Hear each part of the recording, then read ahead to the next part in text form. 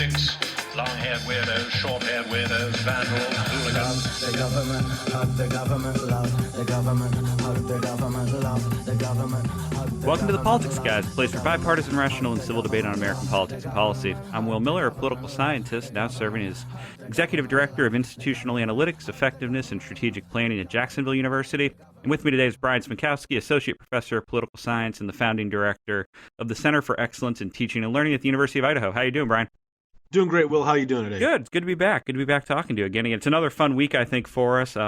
Obviously, a lot going on and a lot to talk about and sort of cover. We have Trump's decision to pull troops from northern Syria and the impact that will have with Turkey, the Kurds, the future of ISIS. We have, again, the soap opera that is becoming the impeachment proceedings against Trump. We have some free speech and some China-Hong Kong issues interacting with American sports for the first time at this level in a lot of ways. And then I think we're going to spend some time talking about what we can expect from the Supreme Court now that they've kicked off their new term. So again, a lot of stuff to think about. But I really think since last week, the place we really need to begin is with ISIS and Turkey. And obviously, this is Trump making the decision, and it appears from everything we've heard since, fairly unilaterally, to further withdraw American troops. And we've obviously seen quite the response from both the domestic and the international community. We've seen it from Mitch McConnell. We've seen it from Lindsey Graham. We've seen it from fellow Republicans talking about what this could do. And again, if you just look at some of the quotes, you have Defense Department officials saying things like it endangers our allies in the fight against terror. It undercuts our efforts to defeat ISIS by drawing SDF forces away from the battle in the south and forcing our troops to focus on the military aspects of the invasion. You have Lindsey Graham saying it's an impulsive decision that has long-term ramifications, that cuts against sound military and geopolitical advice. And then obviously, as soon as we made this decision, you also see Erdogan immediately launching attacks into the region that we're saying we're going to vacate, which probably spells doom for a lot of our Kurd neighbors and our Kurd allies. So I guess, Brian, my first question is, why is this such an important issue? What do you think the impact is? What do you think Trump's thinking is on it? Well, let's start with Trump's thinking. I don't think he is. He started out immediately by, reaffirming the fact that, when he ran for office, he was committed to bringing the troops home. I mean, that's a very common bit of campaign rhetoric, right? That, he was trying to appeal to the right-wing base and say, if it's not directly tied to the U.S. national interest, we don't need to be involved in other parts of the world. And, of course, with the continuing never-ending, in fact, war on terror, the military presence, hither and yon is going to be, a pronounced aspect of where we are at this moment in time in history. But, he made a promise, I'm going to bring troops home. Now, you got to think that stuff through, man. You can't just say we're going to bring troops home. You have to think about what that means, what happens when you leave. And I was thinking about a talk back in our old SEMO days, Will, and our history colleague, Joel Rhodes, made a comment about with military policy, one of the things that we're kind of historically pretty good at is coming up with a plan and going in and doing well while we're in place. One of the things that we're really bad at is the mess that we sometimes leave when we leave, right? And you got to think this through. So on the diplomatic front, the problem is that trying to have some stability in that northern region of Syria was important and is important to the U.S. national interests for a number of reasons. And while everybody wants to see the American fighting forces coming home safe and sound and in one piece, and I do too, of course, you need to think about the significance of stability in a region. And immediately upon withdrawal, we saw Turkey invade. And, its argument, of course, is that it's pushing back. It's creating a buffer that it perceives itself to need. And to have its national interests well represented and preserved and protected. And I think in a mix, people don't realize that with the Kurdish population, we're talking about one of the things that happens when we're talking about nations and we're talking about cultures, but we're not really talking about states. So absent the statehood and absent the state sovereignty, there's a high degree of vulnerability.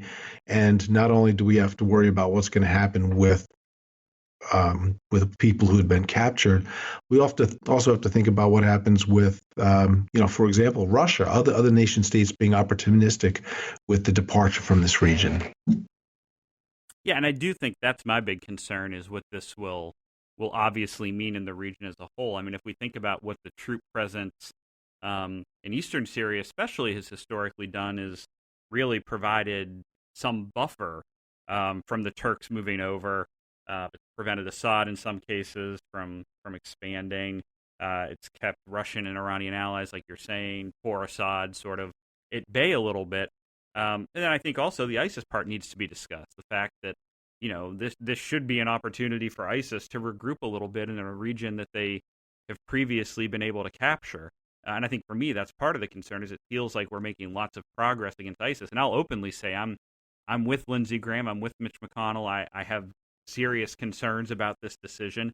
I'm not an advocate for the U.S. playing world policeman and being involved everywhere, but in that same breath, this is something that could eventually impact us domestically. And again, on that, I'm focusing really on ISIS, or even on the fact that Putin and Iran could make some type of move. I mean, we know that Iran and Saudi Arabia still have some strange dance going on. We saw that even as early as Friday, when we saw the tanker that was attacked by missiles in Bay. So we know that there's still a lot of geopolitical forces at play, and I feel like Trump has basically walked in at this point and said, let me just go ahead and throw this card on the table and watch all of you scurry around it. And now we're seeing a lot of, I would say, unanticipated in a lot of ways reactions, and then also their actions by individuals and leaders that we can't necessarily predict in a meaningful way what comes next and what that means for us. So I think we're all kind of stuck waiting and seeing, and to some degree, Erdogan holds a lot of the cards right now, because what he does in response to us withdrawing and how far he goes will make the difference. I mean, Trump said that if he oversteps whatever line he feels should be drawn between these two countries, that he'll come back and just throw every economic sanction we have at Turkey. But I don't know if Erdogan's even going to care about that. Well, I think Erdogan's, kind of curious about what this invisible line is, because the invisible line theory is always problematic, right? It might be clear in the mind of Donald Trump, and I don't really know exactly what that is. But, when we have a president who's making a campaign promise, but also tethering this to this constant, pervasive, paranoid sense that he's got about the United States being the one who's got to do everything alone. And what about NATO? What about our other allies? There's other people in the world that could be taking care of their business, and it doesn't always have to fall on American shoulders. It's sort of what happens when campaign rhetoric melds with the real world, and you make a stupid decision at the wrong time, or you make what could be a smart decision. I mean, honestly, we all would like to be at a stage where we could say, in a genuine sense, mission accomplished, and we withdraw, right? Are we there yet? We're not. And so when you leave before your work is done, and this is true in any aspect of our lives, if you leave before your work is done, you leave a mess. And who's going to come in and clean up that mess? Who's going to exploit what happens there? And when we think about the allied relationships, again, this isn't nation state to nation state relationship. This is nation state to an ethnic population. And you do have to think about the implications for ethnic cleansing. You do have to think about the distinction between the Sunnis, and you have to think about the distinction between the Kurdish populations. And you have to think about what Turkey's interest is going to be and what its push is going to be. Stabilizing a buffer zone is one thing, but you don't have to immediately fire missiles to do that. Yeah, unless that's what you've been planning to do already. Which is pretty obvious. Yeah, I think, Will, that this was, some of the speculation, in fact, has been pretty open that Turkey was going to do this. And one of the strategies in the Trump administration's mind was, let's get out of the middle of that while we can, so we're not stuck in a crossfire between Turkey and Syria in this regard. The reality is that with that buffer zone there, I don't think that the missiles would have flown. I just think it was an easy way to say with the de-escalation or the removal of the gradual removal of the troops just creates an opportunity for Turkey to do what Turkey wants to do.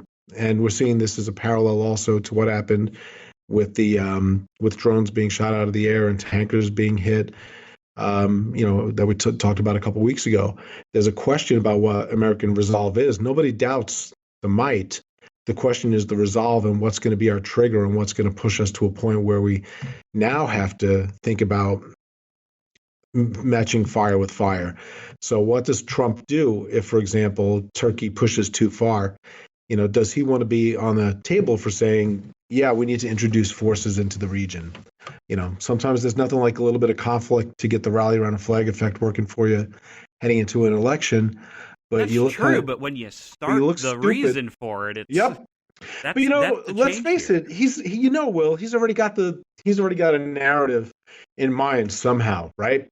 That, Yeah. I tried to do the good thing for the American people. I pulled the troops out, let them fight their own battle. They can. U.S. is going to go in. America. Well, it's sorry, I clapped my hands I like for it though. some But I damn mean, reason. the thing It's is, I stupid. think It's what we stupid. forget Pulling is, out now is stupid, Will. and the thing that bothers me the most about it, I'm all for people handling their own business. That's my normal line. But the Kurds have helped us more than anybody in that region for Yep. far longer than the Trump presidency, and they're going to get Yep. massacred. Yeah, We that's one of know the they're going to get questions. massacred. Yeah, why did the Kurds do this? Was there an interest that they had? Of course, the Kurdish forces and the Kurdish population had an interest in doing what they do. But what they did to help us quell terrorism, I think, is not well known to many of the listeners potentially.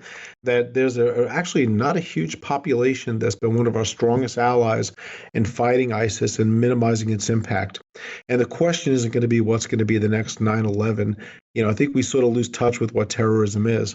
At the root of it, it's terror. At the root of it, it's growth and expansion and growing members and finding new ways to strike It's fear and having to terror. think about it Yep.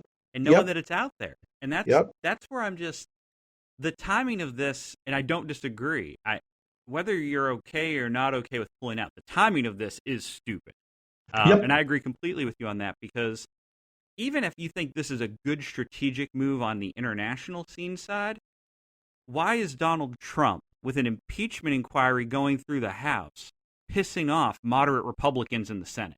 I mean, Lindsey Graham has been a puppet for Trump on foreign affairs. No. And Mitch McConnell has obviously been on his side, but now you have even those guys saying, we don't know about this one. Yeah. And the only thing I can think there is if this is the mastermind strategy to show that there are issues where they're not all together, in hopes that when they are now together, it shows, more allegiance in some way for Trump. But I have to say, there's a lot of people that I think really have supported Trump and have turned a blind eye to other accusations or concerns, that even now they're saying this one really is not going to be a positive for us. Definitely not in the short term, and maybe or maybe not in the long term. Well, when you think about people like Graham and people like McConnell, we can think what we want to think about their careers and the agenda that each of them decides to pursue. But they've been around a block. They have a sense. They have a global vision for international relations. They understand foreign policy. I mean, despite the fact that coming at this from the left, I could be very critical of where what otherwise would have been a McConnell, Graham, Trump block would have been on foreign policy. Seeing this fissure that's sort of separating these two sides of this boulder now is kind of an interesting to watch emerge. And I didn't think about the political strategy of this being a way to demonstrate that, look, we're not just a puppet who agrees with everything he does. We're on record as opposing what he did with Syria, but we will defend him when it comes to the impeachment hearing and the impeachment trial potentially. I don't know if the decision-making calculus is that sophisticated. I don't either. I mean, Yeah. that's always part of this. But I mean, and I'll be one. But it's fortuitous if it works out for him. Yeah, Mhm. I've been on the record before of saying that I think Trump has some Nixonian vibes to his foreign policy, and it's a little ironic this week that we're going to talk about impeachment right after this and Nixon, and I'm talking there. But I mean, to some extent, I feel like if it's not for Watergate, Richard Nixon's a top 5 or 6 president based on just what he did to open doors with China. And I've said on this show that stuff that Trump's done with North Korea and other areas has me believing that 30 or 40 years from now, we might look back and be like, we didn't like a lot of the things he did, but he opened some doors and conversations that weren't happening otherwise. But this is a step back from that. I don't see how this plays out, that historians 30 years from now are talking about how Donald Trump made a great decision that saved and stabilized the Middle East here. If anything, they're going to be talking about how the Kurds no longer exist. Yeah, I think you're right. And I think the potential for ethnic cleansing is great. So when we lose sight of the bigger issues, there's not just the ISIS population. There's not just what happens with people who had been captured. There's not just other nation states that could come in and exploit a regime. There's not just what Turkey's going to do and what its true interests are in expanding its push. It's the fact that there's a population that was aligned with the United States on a cause that could be vanquished, utterly and absolutely. And that's a very real thing. And I think we need to turn our gaze every once in a while to the very human toll. That's not necessarily just the U.S. national interest in our human toll, but the human toll broadly defined. And I think you're right about how historians are going to look at this, Will. Well, we know the Kurds are outmanned and outgunned. I mean, unless somebody there's no else doubt. steps in. But I mean, when you look at this event and you look at the fact that Lindsey Graham, Netanyahu, and Saudi Arabia are all concerned with something that Trump did, that tells you what we're talking about. Yep, and it tells us a lot about U.S. foreign policy, and it tells us a lot about Trump's stubbornness to say this isn't our responsibility. I mean, he's publicly announced, of course, through Twitter, his outrage. Like, we need to let Europe step up. We need to let other parts of the world that are more Proximus play a role. We need NATO to play a role. We're tired of being, on a short end of the stick with, our presence on the international stage. But the reality is this is a colossal mistake. Not just is it the wrong decision at the wrong time, it's just not thought out at all. It's just utterly devoid of logic. It's kind of like with his impeachment legal strategy. Yeah, I mean, I think it's a good tie-in. I mean, yep. You like that segue? Pretty yeah, smooth, I think that's huh? a great segue. I mean, as we sit there and we look at the fact what's going on with the impeachment, it's really trying to figure out where he's throwing darts at this point. And I mean, just to highlight some of the things from this week, since the impeachment, I think, is going to be something we talk about on the show every week until it reaches whatever resolution is coming. Obviously, if we look at this week, you have the feds that are tying Giuliani in more and more. They've started to look at the business ties to the indicted Ukrainians. We have Rick Perry and his role in all of this becoming murkier and murkier, and questions about the subpoenas. I mean, heck, we even have Yovanovitch, the ambassador that was recalled, scheduled to testify before the House. We still don't know for sure whether state or the White House are even going to let that happen. So we have all of these questions, and again, that one will probably be settled, right after we finish recording the show. But we know that she plays a role that could be very, very interesting if she's actually given the ability to speak. But we also know that Trump is not very high on letting her say much because in his world, bringing up every conversation he's had with every single person just opens up the potential for people to interpret whatever they want to interpret, which we know they're going to do. We know the left thinks that they see blood in the water right now. And we can talk about you and I and whether we think that impeachment's actually possible here or not. But, I'm not as convinced of that. But once blood's supposed to be in the water, we can always find sharks. So we want to keep the blood out. And it's interesting just to see sort of how this rolls out. And it's even more interesting to see how the players sort of continue to grow and cascade and snowball as we move through this. Ivanovich is significant, in the context of the conversation now. The fact that she arrived on Friday, to testify as part of the House's impeachment inquiry is huge. We know the State Department, really tried to block her from appearing before the lawmakers. We know where Trump stands on this issue. But the fact that she is scheduled to actually have a conversation with House leadership, with House representatives, is an important step in a process to see what's there, right? To see if where there's smoke, there's fire. Secondly, the question is going to be, who else is going to come forward to be able to provide some testimony that's going to be useful to the House as it, considers mounting a campaign for an official impeachment process against the president, and also figuring out what's going to stick. Here we've got, so many things. We're at that overwhelming stage, like the beginning of anything, right?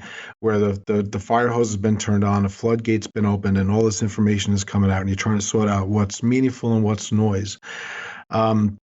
You've got whistleblower protection, and you've got the president basically saying, I want to know who this is. I want this person to come and see me. I mean, this is a guy who basically demanded that the person who blew the whistle, and now there's more than one, basically have the courage to come before him and show his face, right?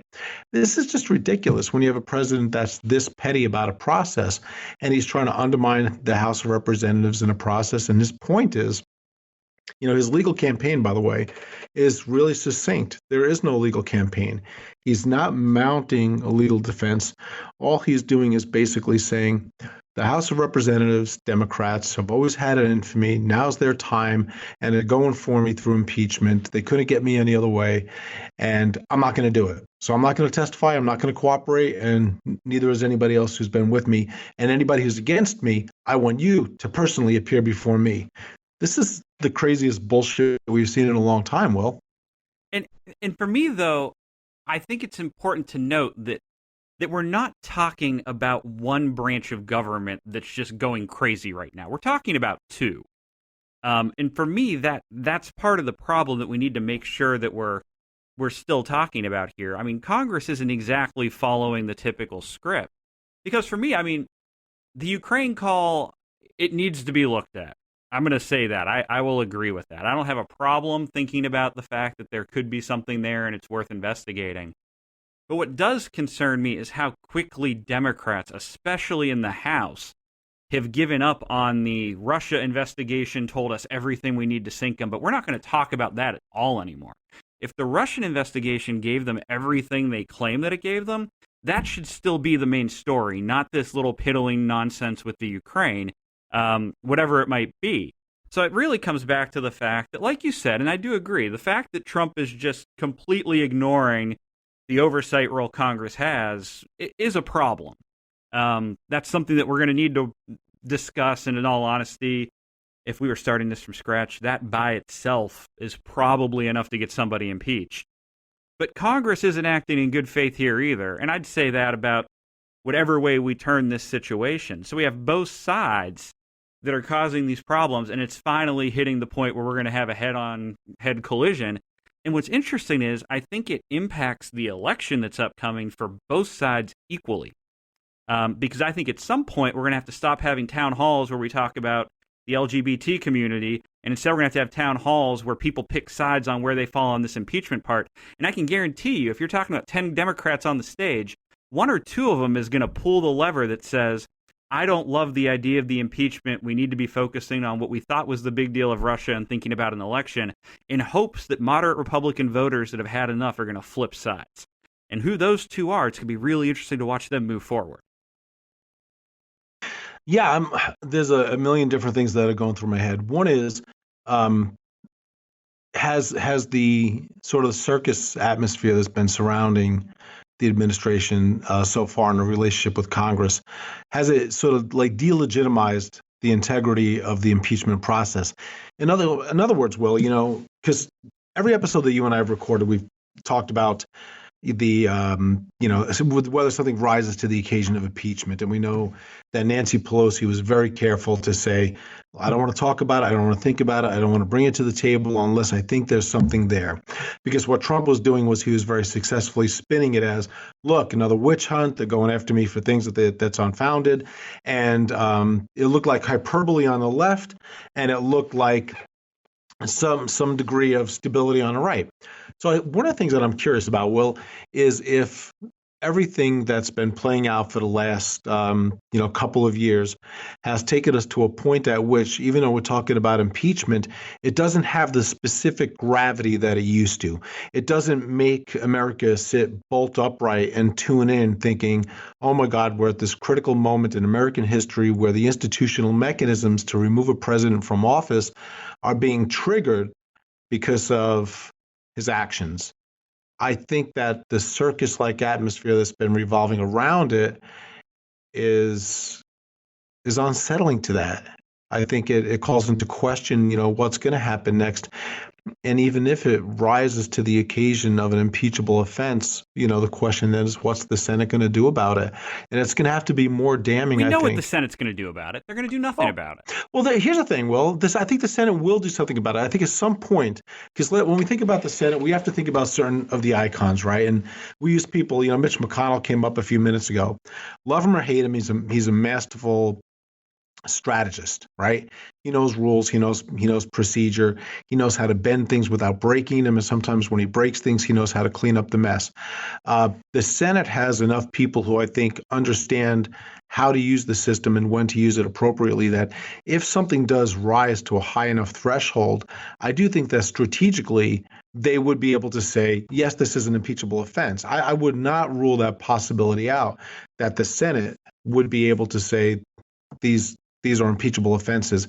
But to get to that, for the House of Representatives to build the case that gets to that level, remember they're using their best, their best lawyers are their members who are also lawyers, right?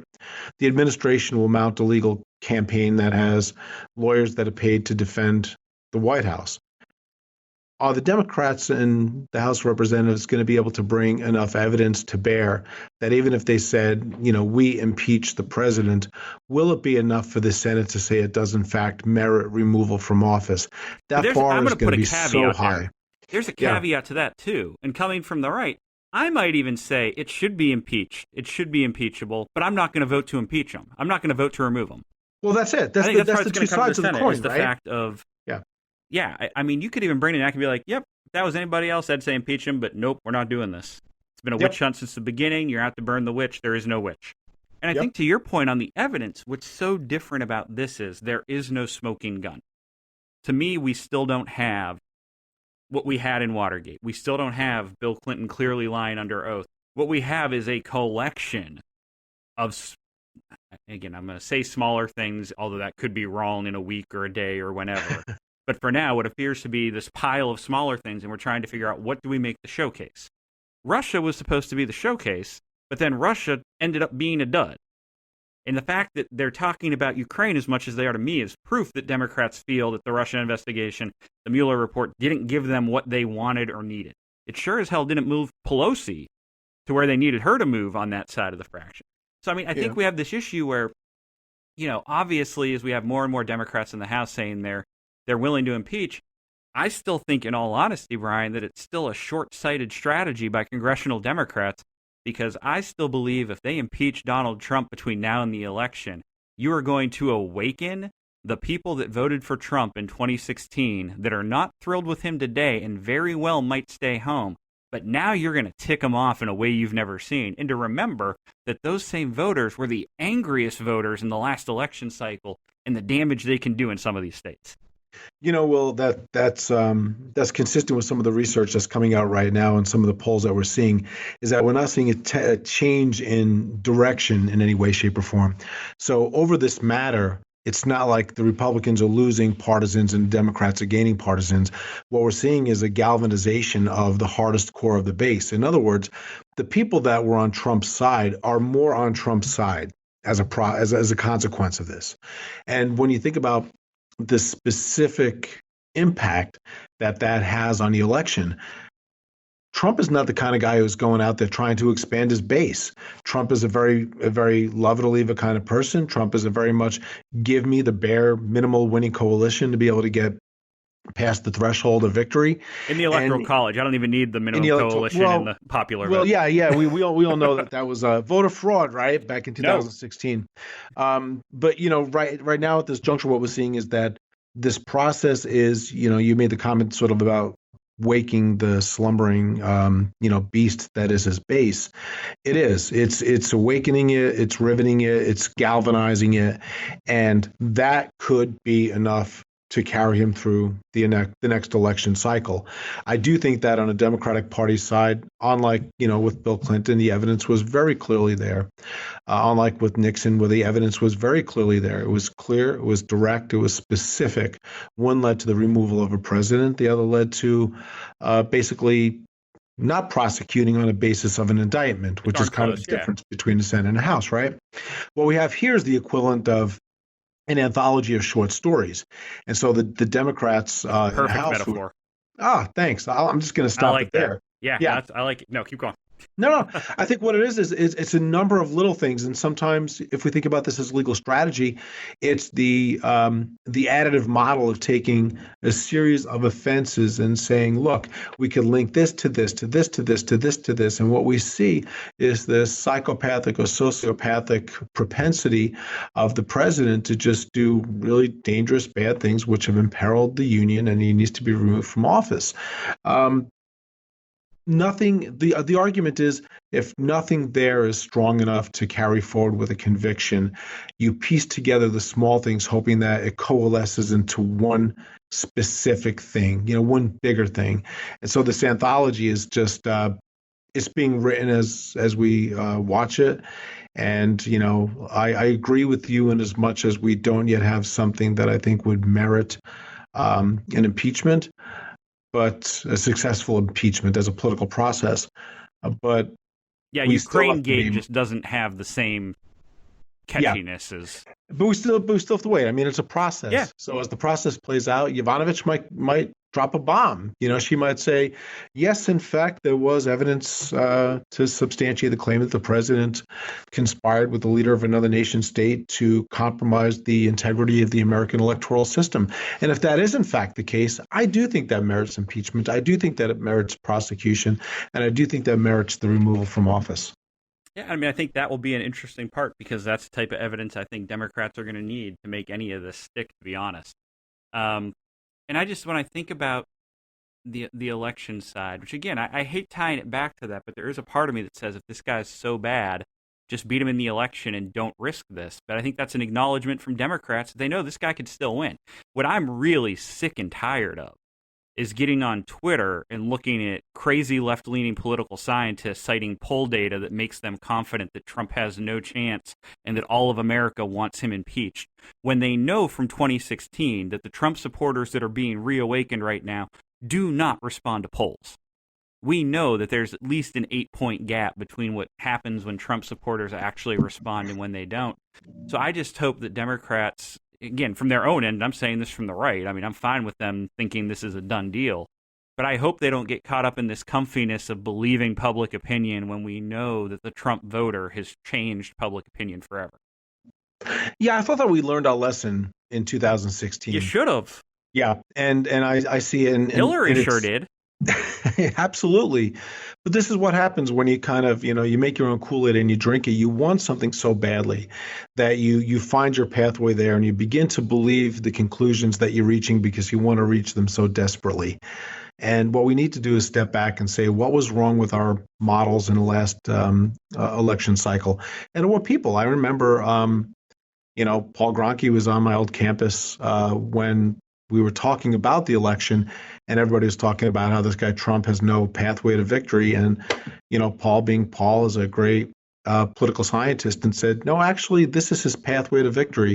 And I think he was actually the first political scientist to go out there and say this could actually happen. Now, of course, everybody wants to kill the messenger, but that's what you're supposed to do with good science. You're supposed to be able to set everything aside and say, I don't want to validate, or I don't want to find a pathway to my conclusion.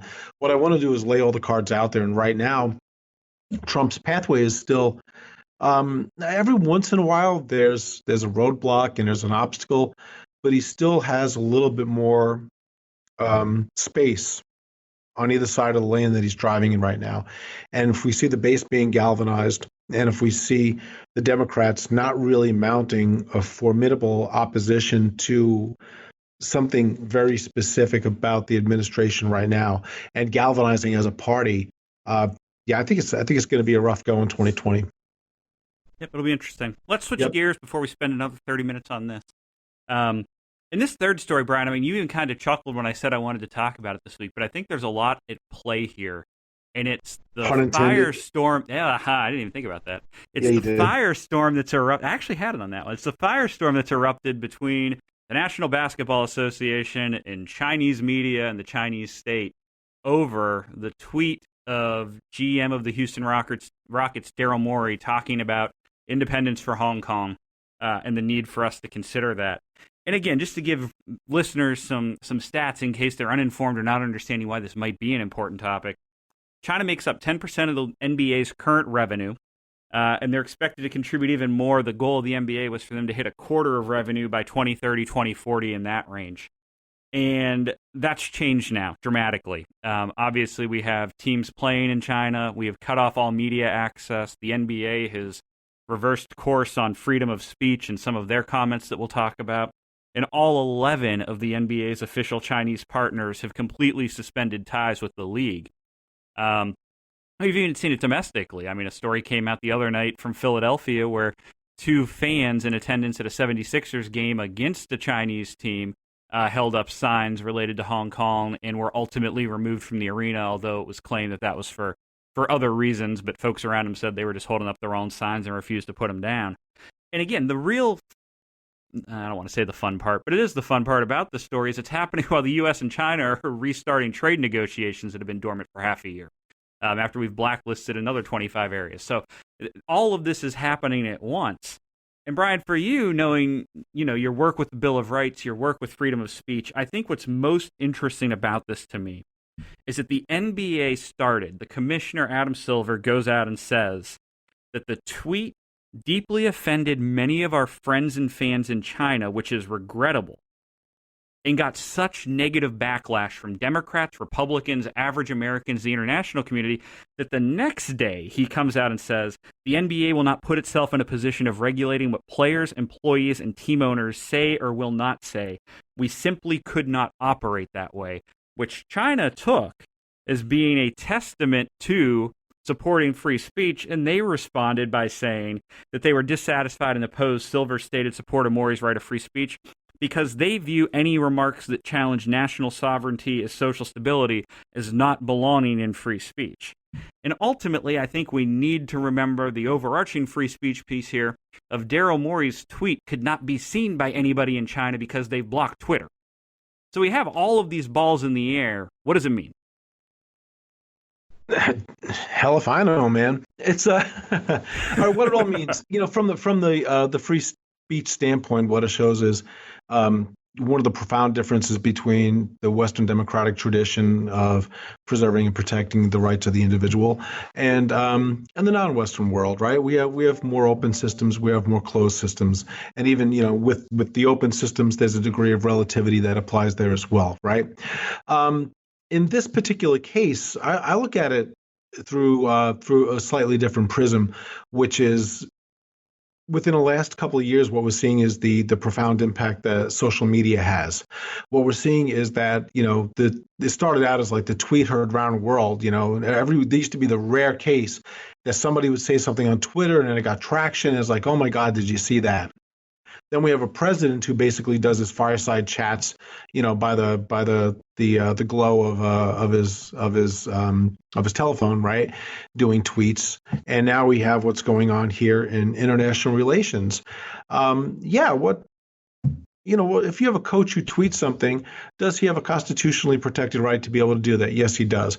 Does a franchise have a legal right to also say, while you're in our employment, you don't enjoy these rights as prolifically as you otherwise would? In other words, do people sometimes accept some regulation of their conduct? So when I speak on behalf of the university, I would use a different vocabulary than when I speak as somebody who, works at the university. But this is not getting any play in China. And there's a bigger issue. And I think, one of the things that I'm always curious about is like, how many people in the world even know what the hell's going on between China and Hong Kong, who even know, what the relationship is or what the comments are about. And on the domestic policy side, the question is we should be paying attention to this kind of thing. But this is another case where right now we're just doing this all the time. We're drawing attention to things at a moment when we have a bunch of other things simmering on different burners. And we're looking at what trade relations look like at a moment when a bunch of tweets throw a monkey wrench into everything. Yeah, and I think it's interesting because these types of protests, concerns, and comments have come up all over the United States. They've never had a vehicle like the NBA, and they've never had it come from an individual in charge of the Houston Rockets who had the most famous Chinese basketball player to ever play the game on their team and is the cornerstone of their franchise for a series of years, which I think changes how it's being viewed both here and in China, where in China, as you pointed out rightfully, they're only getting that one-dimensional view, and it's whatever the state's telling them. But I think it's interesting how we're seeing this uproar and these continual debates. And in all honesty, and this is a tougher connection to make, but I think it's a connection that needs to be made. If we think about what's happening to Colin Kaepernick in the NFL as a result of social protests and what we're seeing now in terms of response, they're different responses. And I'll be on the record of saying I'm not a person who believes Colin Kaepernick should be playing in the NFL, and it's not anything to do with protests. I just don't think he's good enough. But when it comes to this, there is an interplay in how this is backing out, because the Rockets owner came out and said he doesn't support the Rockets. He's speaking as himself. He makes that clear. But at the same time, we have business relationships that we care about, so we got to be careful about these things. So I think there's a lot going on, and I think it's just, again, that question of what happens in the next case and what precautions are taken and how do we consider this moving forward. But I think it's interesting to think about nonetheless. Yeah, I think so. I think these are one of those.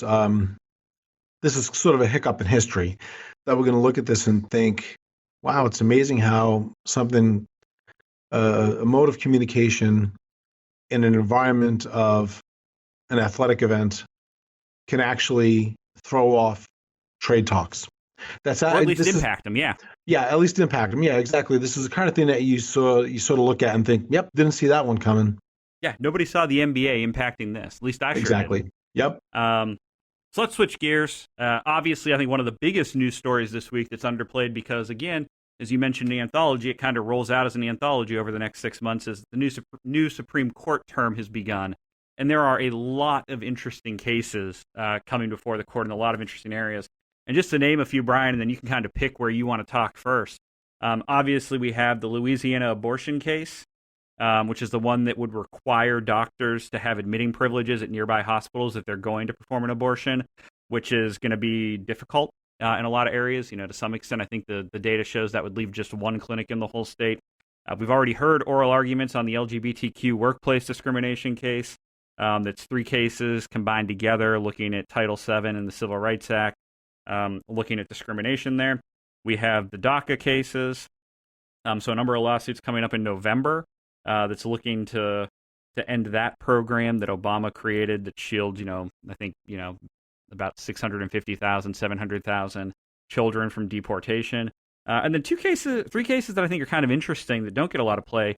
The Puerto Rican financial crisis case will come up, looking at the appointments to the Oversight and Management Board and whether those were actually constitutional or not, because they weren't confirmed by the Senate. So it's going to be a big process piece. And again, one of those kind of undiscussed or unreleased to the media Trump versus Congress cases. The Mexico border shooting, which will actually decide whether the families of individuals who were shot by American border agents can sue in U.S. courts for damages, which I think will have a long-term impact potentially. And then obviously you have the Affordable Care Act case, a few different challenges coming there where Texas had obviously struck it down. And that's playing out right now at the Fifth Circuit Court, but eventually will probably make its way to the Supreme Court, I would assume. So pick your poison and let me know where you want to go with those. Oh, this is like my playground, man. So, all right, the first thing that I think merits some attention is, why this, why now? And, when we study constitutional law, we look at we look at things and sometimes we try to understand history thinking that this was the most important thing at that particular moment in time because this is when a court made an announcement on an issue.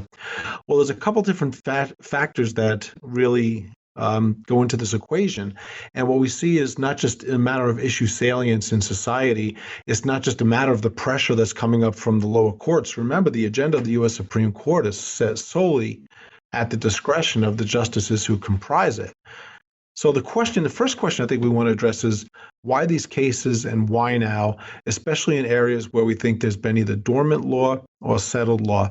So if I had to pick a couple things that I would want to talk about, it'd basically be guns, God, and abortion, because these are the kinds of issues that we see with the court's newest members potentially providing a very destabilizing effect on rights that we thought were secure.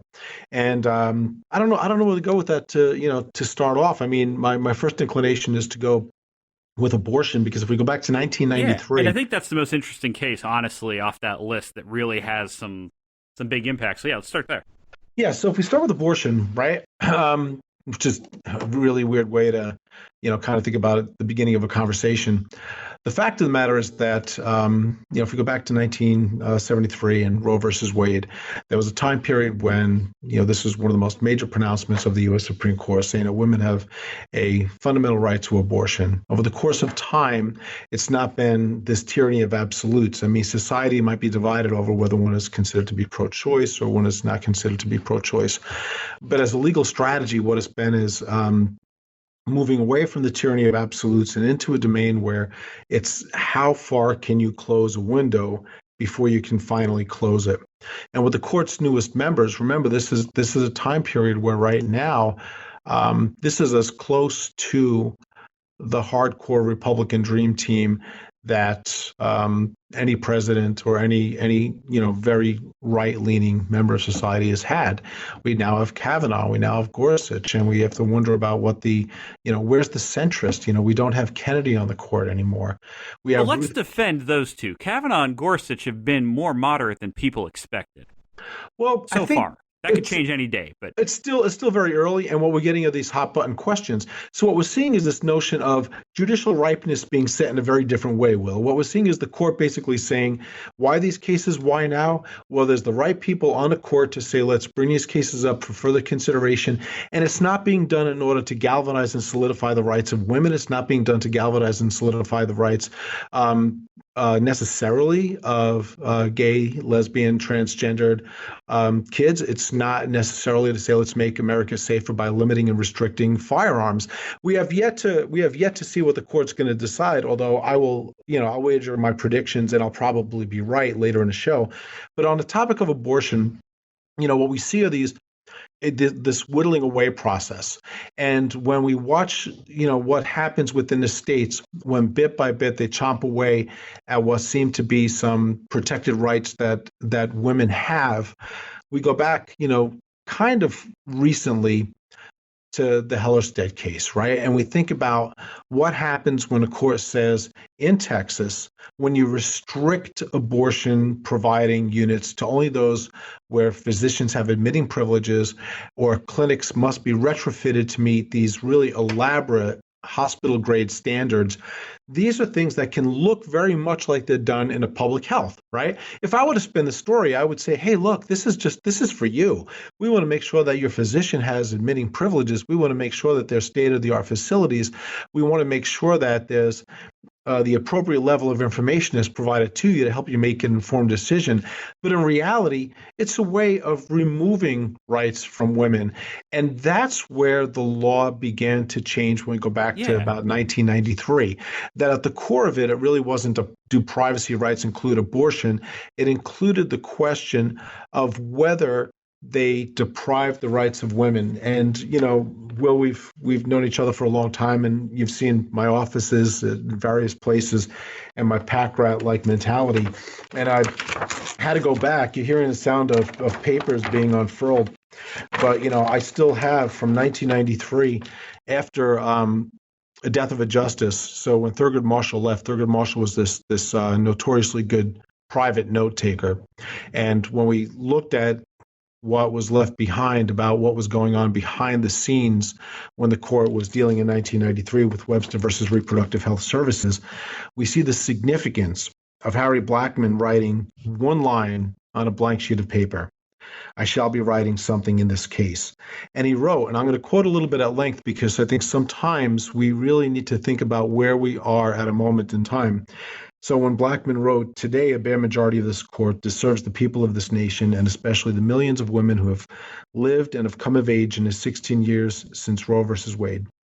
To those women and to all others, this court owes an essential duty of explanation, a duty of candor and forthrightness, a duty to interpret the Constitution and our past decisions in a reasoned and honest fashion. The majority mocks this duty. Let there be no misunderstanding. The two isolated dissenters in Roe, after all these years, now have prevailed with the assent of the court's newest members. So let's remember membership here, right? In rolling back the case and in returning the law of procreative freedom to the severe limitations that generally prevailed before January 22nd, 1973. I rue this day. I rue the violence that has been done to the liberty and equality of women. I rue the violence that has been done to the legal fabric and to the integrity of this court. I rue the inevitable loss of public esteem for this court that is so essential. I dissent. And to deliberately not say I respectfully dissent said everything. And then when he concluded by saying, for today, the women of this nation still retain the liberty to control their destinies, but the signs are evident and a chill wind blows. Think about that. I mean, that's something that if listeners are going to think about something, and if they're going to think about anything in terms of abortion jurisprudence at this moment, I would want them to think about where Harry Blackmun stood on this and what he was projecting for where the court would be potentially at this very moment in 2019. The chill wind is blowing. Absolutely. And I think the one point you make that really resonates with me and where I stand politically is trying, on the Louisiana case especially, to tie this back to women's health care, when if this was the Dirty Dancing era, this would be a different discussion. But we're not seeing the evidence, or at least I haven't seen evidence or data that tells me that when abortions are performed, there is such a great health risk that we have to have hospital privileges immediately established nearby. If individual exist, yeah, and that's not reality. If individuals are going to sit and be pro-life, that's fine. Like, I'm not going to sit there and fight with them. I still have my qualms on pro-choice, pro-life. But using that as the mechanism to try to get a state law overturned is problematic in a lot of ways. I think it's important to mention. And the Blackman quote obviously always carries a lot of weight. Unfortunately, we don't have time to talk about other cases, but Brian, I think what we can do is every month when you and I do the show, we'll always try to make sure we have a piece on what the court is hearing and thinking about and listening to. Because I think it is relevant, and I think it's something that gets underreported because of the time lag between arguments and decisions, the secrecy of justices, all of those things. Yeah, I think for our next show, it'd be nice to focus a little bit on the Second Amendment, because on the one hand, with abortion jurisprudence, we thought we were moving in a direction of establishing settled law that, of course, has been whittled away since 1973. With guns, we go all of our nation's history until a few years ago without a case. Then we get two, and now we got the third on the horizon. So it's going to be fun stuff. Perfect. Well, as soon as Brian and I are done recording this show, we're going to be doing our special supporters exclusive show. This week, we're going to talk about the Democratic town hall from last night, focusing on LGBTQ issues, and then also sort of the state of the Democratic field and what might be shaking out. If you're a supporter of the Politics Guys, that should be in your podcast app by the time you hear this. And that's just one of the supporters-only things we do. To become a supporter or find out more, check out our Patreon page, patreon.com/politicsguys, or you can go to politicsguys.com/support. If you have a question, comment, concern, correction, random thought you want to share, you can reach us at mail@politicsguys.com or on our Facebook page where you can message us and we post throughout the week, facebook.com/politicsguys page, or we're on Twitter at politicsguys.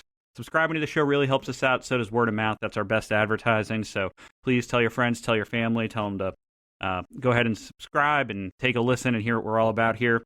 And then leave reviews and ratings on whatever podcast app you're enjoying. The executive producers of the Politics Guys are Bruce Johnson, Wilmer Moreno, An Damasker, and Daniel Toe. Today's show is produced by Will Miller. We'll be back with a new show on Wednesday, and we hope you join us then. Thanks.